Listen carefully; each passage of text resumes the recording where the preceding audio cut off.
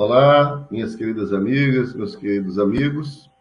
Estamos começando mais um programa Consolares, um informativo que vai ao ar quinzenalmente, às quartas-feiras, sempre às 20 horas, pelo nosso canal no YouTube, numa realização do Centro Espírita O Consolador, de João Pessoa, no estado da Paraíba. Esse programa tem por objetivo tratar de temas diversos, observados sempre sob a ótica da doutrina espírita, através de entrevistas com estudiosos e membros do movimento espírita de todo o Brasil. Interaja conosco pelo nosso site e assista nossos vídeos. Inscreva-se em nosso canal no YouTube e não esqueça de dar o like e de compartilhar com seus amigos. Acesse nossas redes sociais no Instagram e no Facebook, conforme exibido na tela. Hoje nós vamos tratar do seguinte tema: a saúde mental e a importância do autocuidado. Para conversar conosco, nós convidamos nossa querida amiga Josi Honório. Ela é trabalhadora da Federação Espírita Paraibana e atua principalmente como palestrante, como facilitadora de estudos ligados à doutrina e na capital, em todo o estado da Paraíba. Josi, seja muito bem-vinda ao nosso programa Consolares. Eu é que agradeço a oportunidade de estar aqui com vocês, trazendo essa mensagem, dessa doutrina consoladora, principalmente nesses momentos que estamos passando, esses 2 anos, junto com essa pandemia, que essa doutrina, né, consola, ela alivia, né, faz com que nós atravessemos esse momento com mais tranquilidade, com mais confiança. Isso, e nós desejamos boas-vindas, agradecemos às pessoas que nos assistem, um abraço fraterno, um abraço carinhoso a todas as pessoas que interagem conosco. No livro do Eclesiástico, no capítulo 30, versículos 22 a 25, está escrito assim: não entregues tua alma à tristeza, não atormentes a ti mesmo em teus pensamentos. A alegria do coração é a vida do homem e o inesgotável tesouro de santidade. A alegria do homem torna mais longa a sua vida. Tem compaixão de tua alma e torna-te agradável a Deus. E ser firme. Concentra o teu coração na santidade e afasta a tristeza para longe de ti. Pois a tristeza matou a muitos, e não há nela utilidade alguma. Nós iniciamos nossa entrevista com esses versículos do livro do Eclesiástico, que já ressalta a necessidade do cuidado com as doenças da alma, com a saúde mental e espiritual.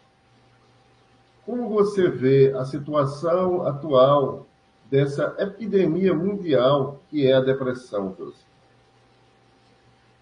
É preocupante, até porque a questão da saúde mental, ela não é levada a sério, né? Nós sabemos que ainda tem muito preconceito, muito estigmas.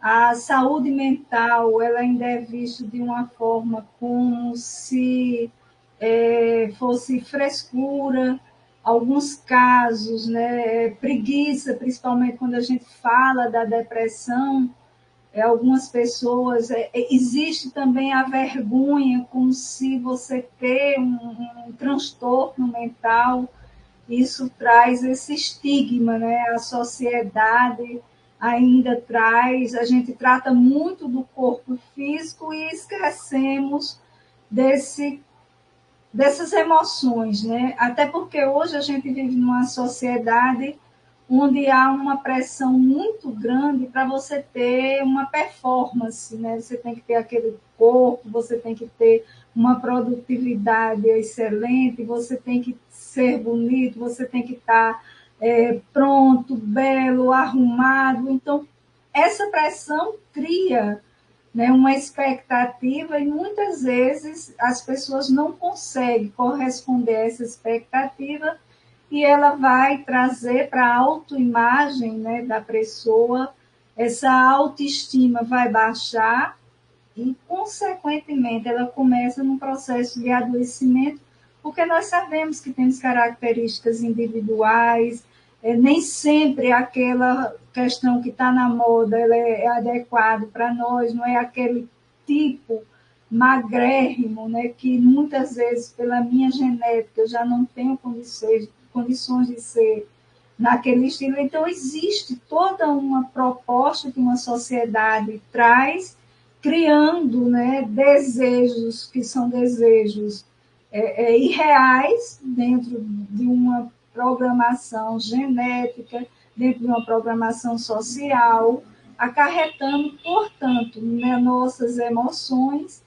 esses desajustes, né? E aí nós começamos, né, a ansiedade, consequentemente a depressão, por toda uma forma de ser do mundo material, né, essa sociedade pós-moderna, como nós chamamos, criou muitos desejos, são desejos de consumos, e esses desejos, quando não são realizados ou quando nós conseguimos adquirir, consequentemente já surgem outros desejos. E junto a isso tudo, quando nós vivemos a saciação de todos esses desejos, vai nos criando, né, essa questão existencial, que hoje nós vivemos uma crise existencial ou uma crise de valores, sem termos muito esse sentido. Então, a depressão se apresenta aí como um forte componente a partir de 2025,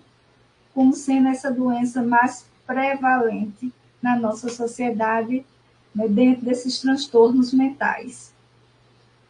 Maravilha, Josi. Quando a gente fala em depressão e também saúde, está incluído também aquela parte no Evangelho fala sobre a melancolia, né? Que está lá no capítulo, se não me engano, no capítulo 5. E, de certa forma, a gente poderia perguntar o que, é que você poderia, por exemplo, responder sobre a melancolia, por exemplo, porque às vezes a gente, sem motivo aparente, uma vaga tristeza se apodera dos nossos corações. Isso foi acrescentado a essa pandemia que estamos passando no momento? Marcos, a gente sabe que a tristeza ela é uma emoção da nossa condição humana. Inclusive hoje, né, uma grande preocupação, né, a gente vive muito esses paralelos, né, um lado, ou a gente está num lado, nega totalmente essa questão da depressão, ou a gente vem para o outro lado e é como se nós não pudéssemos ter tristezas. E, na verdade, faz parte da nossa condição humana, né? Nós, quando perdemos algum ente querido, quando nós somos demitidos de um emprego, isso nos causa uma tristeza, uma ansiedade. A questão é de como nós estamos lidando com isso, com essas emoções, com essas dificuldades. No momento, nós sentimos tristeza, mas não podemos ficar parados, sentados. Aí a gente lembra até aquela música de Erasmo Carlos, sentado à beira do caminho e vai ficando ali. Não, a gente tem naquele momento, é como se a gente vivenciasse o luto daquela situação, que ele é normal, mas depois de um determinado tempo, nós temos que começar a nos movimentarmos, a buscar sair, superar essas situações.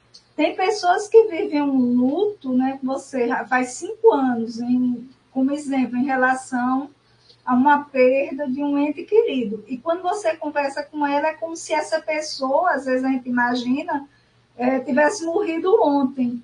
Ela não consegue resignificar essa situação. A saudade, ela sempre vai existir, são pessoas que tiveram afetos muito grandes para conosco e nós para com ele. Então, essa saudade vai estar.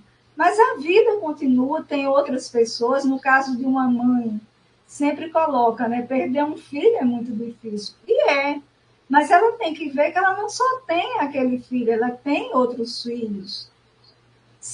Era um filho único, ela tem outras situações na vida. Então, nós precisamos, né, fazer essa passagem. Ainda bem que a doutrina nos traz esse consolo, né, nos mostrando que a vida aqui é só transitória, é passageira, o que a ciência materialista não nos dá, esse conforto. Então, essa melancolia que a doutrina já falava, né, depressão é algo que não é de hoje, nós vamos ter casos lá na própria Bíblia, nós vamos ter relatos, né, de casos de depressão, que como consequência também temos relatos, o suicídio, né, que é uma das consequências dessa depressão muito profunda, né, e aí a gente sempre diz assim, que não é um ato de coragem, né, como a sociedade sempre coloca para a gente perguntando, ato de coragem ou covardia? E a gente sempre diz, né, nós da área da ciência, que não é uma coisa nem outra. É só a perspectiva da pessoa se ver livre daquela situação. E como muitas vezes ela não tem essa visão de futuro, né, da imortalidade, então ela se precipita nesse desespero.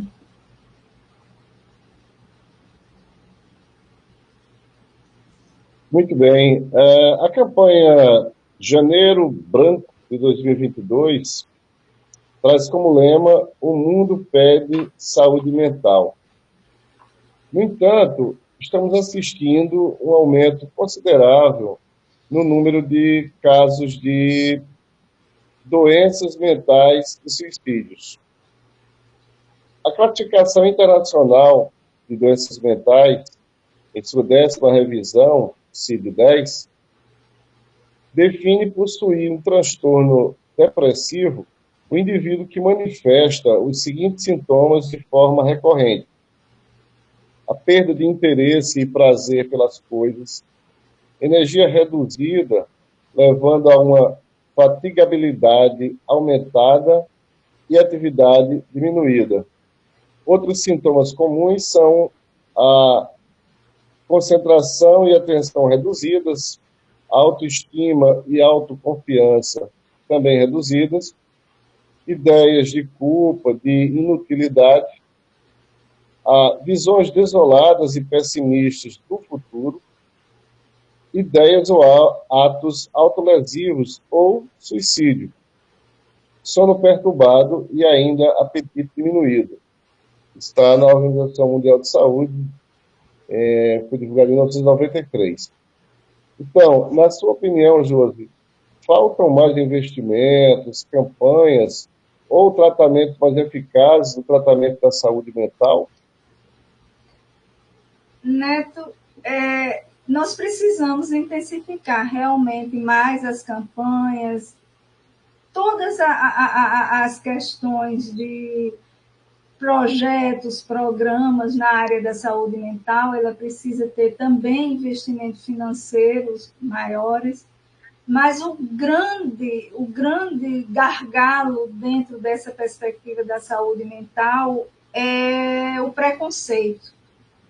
Ainda há o grande preconceito, né? Há uma ideia falsa, né, de que os transtornos mentais é fruto de uma imaginação de quem tem a mente confusa, todos os distúrbios psicológicos ou transtornos psicológicos levam à loucura, daí todo um estigma das pessoas, né, que estão fazendo, às vezes, algum tratamento, tentar esconder.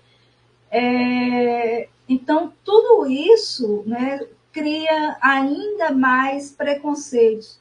Não adianta, né, existe às vezes a colocação, não adianta procurar um profissional da área psicológica ou o psiquiatra, porque esse transtorno não tem cura.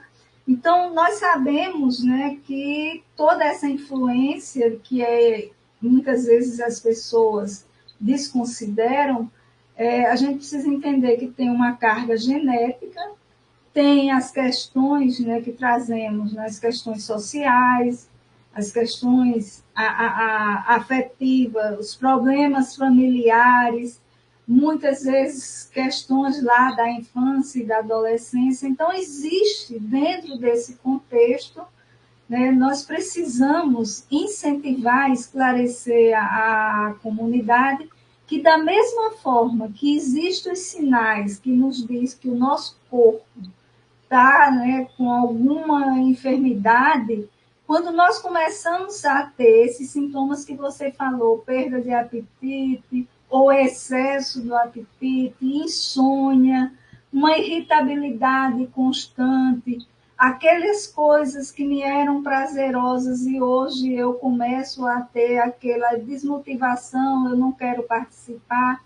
Então, isso é sinais de que as minhas emoções, elas não estão bem, elas não estão caminhando adequadamente. Então, eu preciso ter um olhar diferenciado, um olhar com mais atenção, com mais cuidado. Até porque nós sabemos que nós, na doutrina, ela nos chama muita atenção para esse processo do autoconhecimento. E o autoconhecimento é isso, é saber que sensações eu estou tendo, como é que eu estou lidando com determinadas situações na minha vida, né? Nós temos N situações, quem tem filho, quem tem marido, quem tem parentes, né? Como é que está a minha relação? Porque tudo na questão mental, ela passa de como é que eu estou me relacionando com o outro. E quanto mais fragmentadas, quanto mais difícil está essas minhas relações, né, mais eu preciso ter esse olhar cuidadoso, né, acolhedor, diferencial e buscar ajuda profissional quando eu vou buscar, quando eu estou com uma febre, com gripe, essa pandemia, né, hoje, né, com essa onda, todo mundo, qualquer dorzinha de cabeça, a garganta já entra, já vai buscar. Então, das emoções também é necessário que qualquer coisa que eu sinta que está um pouco diferente do meu habitual, eu preciso buscar uma ajuda, né, urgente, para que ela não tenha consequências maiores. Então, realmente, nós precisamos cada vez mais de esclarecimento, e aí, né, apesar de estarmos em fevereiro, mas janeiro nós temos o Janeiro Branco, que é uma campanha que foi criada aqui no Brasil, 2005, para justamente chamar a atenção da questão da saúde mental. Como o janeiro é um início de um ciclo, é aquele momento, né, da gente escrever, a gente está abrindo aquele livro, aquele caderno, né, e começa a escrever as coisas que a gente não gostou, que queria modificar, e daí a gente ter esse olhar. Não só janeiro, deverá ser todos os anos, mas em janeiro a gente tira para pensar sobre a saúde mental, esse elemento fundamental que, para nós espíritas, né, é por onde passa a saúde física nossa, né, passa também por essa grande instância que é a saúde mental. Pegando esse viés, né, que você falou aí da doutrina espírita e o papel da doutrina espírita nesses tratamentos, o espírito Joana de Ângeles nos alerta para a complexidade da manifestação das enfermidades psíquicas, quando ela afirma, abre aspas, na mesma ordem estão os conflitos, os transtornos psicológicos e outros da área psiquiátrica. Mesmo quando a sua psicogênese se encontra na hereditariedade, nos fatores estressantes, nos socioeconômicos, nos psicossociais e emocionais, as causas reais se originam do ser espiritual, que é sempre o agente de todos os acontecimentos que dizem respeito ao ser humano. Diante dessa afirmativa, de que forma a gente poderia dizer que a doutrina pode contribuir, doutrina espírita, para auxiliar no tratamento das doenças mentais? E como se dá o autocuidado para se obter e para manter a mente sã? A primeira coisa assim, fantástica é como a doutrina ela entende a saúde mental. Né? Para a doutrina, a saúde, né? Ela vê a saúde integral, o espírito, a mente ou o psíquico, né? E o corpo físico. E ela passa pela harmonia do espírito, né? Ou da alma. Quando a gente vai olhando, a ciência material ela ainda está muito presa à saúde baseada nesse cérebro. E quando nós trazemos para a doutrina, ela já vai trazer essa saúde dentro desse ser humano que estamos chamando espírito, que compreende essas três dimensões. Somos espíritos imortais. E aí vai nos trazer a dimensão para a gente entender da lei da reencarnação. Então, nós quebramos esse paradigma dessa vida única aqui nessa matéria, nascemos, né, e morremos, e tudo que nos acontece está restrito a esse tempo deste momento. E quando a doutrina nos traz a reencarnação, né, as pluralidades da vida, que nós precisamos refazer aquelas desarmonias que nós criamos em vida passada, e ela junta nessa lei da reencarnação com a causa e efeito que vai nos dar uma compreensão mais ampla dessas questões, desses transtornos, dessas distonias, porque ela vai nos dizer, né, que as nossas ações, é um termo que é tirado da física, né, a lei de ação e reação, que todas as nossas atitudes, que todas as nossas ações, ela tem uma consequência. Então, se nós escolhemos, né, atitudes, comportamentos, né, essas questões, e elas foram harmônicas, ela não saiu, né, no caso, ferindo, ou machucando, ou agredindo as outras pessoas, que aí nós vamos dizer dentro da lei de amor, ou dentro daquelas leis que estão lá no Evangelho, né, as 10 leis, amor, justiça, caridade, a lei de destruição, da conservação, que a gente resume em uma, que é a lei do amor. Então, se nós não estamos, né, ferindo ou agredindo essas leis nas nossas relações com o outro, nós estamos colhendo harmonia. Quando eu desarmonizo, eu vou estar colhendo desarmonias que vão estar lá no meu perispírito, né? Ele é mais ou menos assim uma esponja, né? Ele vai captar essas distonias que nós fizemos nas nossas atitudes, e quando nós voltamos pela reencarnação, ele vai moldar o nosso corpo, e onde estão essas energias, né, desarmonizantes, ela vai estar, né, localizada nos nossos campos de forças, consequentemente, a nossa mente vai também absorver essas distonias. E quanto mais nós nos desequilibramos, né, mais ela vai vir de formas desarmônicas. Ainda bem que a reencarnação é uma metodologia, né, que nos permite que nós possamos estar refazendo ou reparando essas nossas desarmonias. Né? Aí, como diz, nós colhemos aquilo que nós semeamos. Então, a doutrina ela vem no sentido de uma prevenção. Junto a isso, nós ainda trazemos algo, né? A ciência espírita é a questão dos processos obsessivos, que devido a essas nossas desarmonias, ou seja, nós sintonizamos, né, com vibrações mais densas, né, aquelas vibrações de raiva, de ódio, de vingança, e aí nós vamos atrair espíritos nessas mesmas faixas, como também espíritos que em outras caminhadas nós também tivemos os nossos desentendimentos, e aí nós começamos a viver essa sintonia, né, de um encarnado com esse espírito desencarnado, que dentro desse processo, essas influências negativas, nós vamos chamar de obsessão.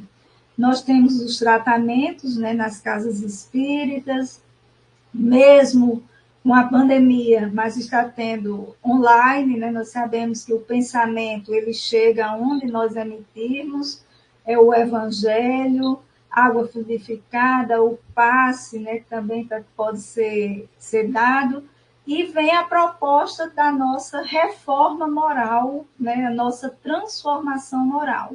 Então, todos esses tratamentos que ela propõe são tratamentos preventivos. Não desconsideramos também aqueles casos que há necessidade também do tratamento medicamentoso, né? Nós falamos no início de 3 corpos, né? Espírito, perispírito, que compreende aqui a nossa mente, e o corpo físico. Então, cada um, nas suas instâncias, né, precisam do tratamento. Por isso que nós falamos, né, na doutrina da saúde integral, porque nós temos esses 3 corpos como necessário ainda para essa nossa caminhada. Então, espírito, mente, né, e esse corpo físico. Então, tratamento espiritual, ele entra dentro, né, desses outros tratamentos. Aí vem também as terapias, né, as psicoterapias, porque aí nós atingimos as 3 instâncias. Muito bem. Nós conversamos hoje com a nossa queridíssima amiga Josi Honório, ela que também atua como psicóloga aqui na Grande João Pessoa. Josi, agradecemos imensamente a sua disponibilidade, a sua generosidade em ter vindo dar essa entrevista muito importante, principalmente nesses momentos de pandemia, ter falado conosco sobre esse assunto que é de extrema relevância. Nós pedimos que você faça as suas considerações finais, já que estamos chegando ao término do nosso programa de hoje.